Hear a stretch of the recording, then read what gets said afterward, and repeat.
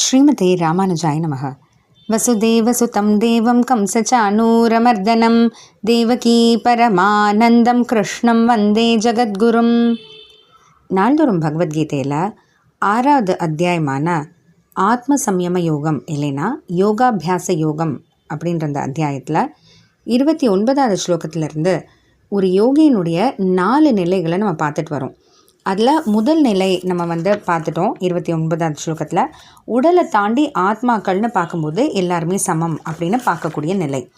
அடுத்த நிலை தன்னை பரமாத்மாவுக்கே சமமாக பார்க்கும் நிலை. அப்படின்னா உடனே எல்லோரும் நம்ம பரமாத்மா இல்லை பகவான் ஆகிட மாட்டோம். ஒரு 8 குணங்களில், அதாவது இனி பாவங்களை தீண்டாது, பசி இருக்காது, தாகம் இருக்காது, மரணம் இருக்காது, மூப்பு அதாவது வயசாகாது, நல்ல பண்புகள் மட்டுமே இருக்கும், எந்த காரியம் எடுத்தாலும் எந்த விஷயம் எடுத்தாலும் அதில் வெற்றி சோகமே இருக்காது அப்படின்ற போல் இந்த 8 விஷயங்களில், இந்த 8 குணங்களில் நம்ம பரமாத்மாவுக்கு சமம் அப்படின்னு பார்க்கக்கூடிய நிலைன்னு பார்த்தோம். இப்போ அடுத்த 31வது ஸ்லோகத்தில் பகவானை விட்டு எப்போதும் பிரியாமையே இருப்பாங்க அப்படின்னு ஒரு நிலையில் யோகி இருக்கிறத பற்றி பகவான் சொல்கிறாரு. ரொம்ப ஆச்சரியமாக இருக்குல்ல, என்னன்றதை பார்க்கலாம். இந்த 31வது ஸ்லோகத்தில் सर्वभूतस्थितं यो मां भजत्येकत्वमास्थितः सर्वथा वर्तमानोऽपि स योगी मयि वर्तते.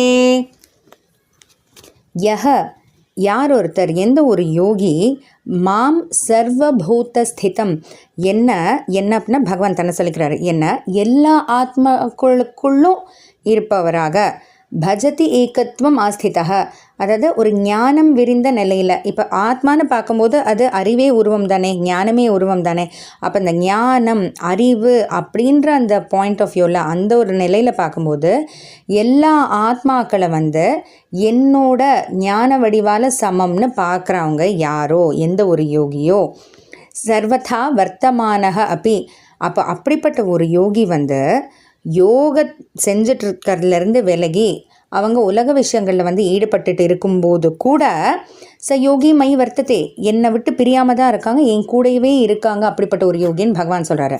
அதாவது நல்லா புரிஞ்சுக்கலாம், இதுக்கு முன்னாடியே என்னை எல்லாருக்குள்ளேயும் பார்க்குறாங்க, எல்லாத்தையும் என்னக்குள்ளே பார்க்குறாங்கன்னு பகவான் சொல்லிட்டாரு. இப்போ பகவான் என்ன சொல்கிறாருன்னா, அதை தாண்டி பகவானை எல்லாத்தையும் பகவானுக்குள்ளேயும் பார்க்குறது இருக்கட்டும், ஆனால் அந்த ஆத்மா அறிவே உருவம் அப்படின்ற அந்த ஒரு பாயிண்ட் ஆஃப் வியூ, அப்படின்ற அந்த ஒரு நிலையில் பார்க்கும்போது தனக்கு சமமாக எல்லா ஆத்மாக்களையும் பார்க்குறான் இல்லையா. அப்படிப்பட்ட அந்த ஒரு யோகி யோக நிலையிலேருந்து விலகி உலக விஷயங்களில் இருக்கும்போது கூட என்னை விட்டு பிரியறதே இல்லைன்னு பகவான் சொல்கிறாரு. அது எப்படி? யோகத்தில் இருக்கும்போது கூட தானே பகவானோட நெருக்கமாக இருக்க முடியும் அப்படின்னா, ஏன்னா மனதளவில் இந்த ஒரு நிலையை அடைச்சிட்டாங்க இல்லையா அந்த யோகி.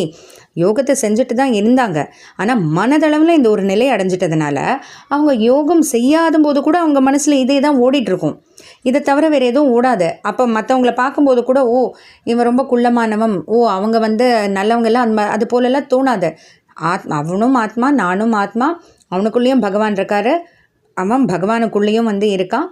அதே போல் அறிவே உருவம்னு பார்க்கும்போது அவனுக்குள்ளே இருக்கிற அந்த ஆத்மாவும் அறிவே உருவமானது தான் அப்படின்னு அந்த ஒரு நிலைக்கு போயிடுறாங்க இந்த யோகி.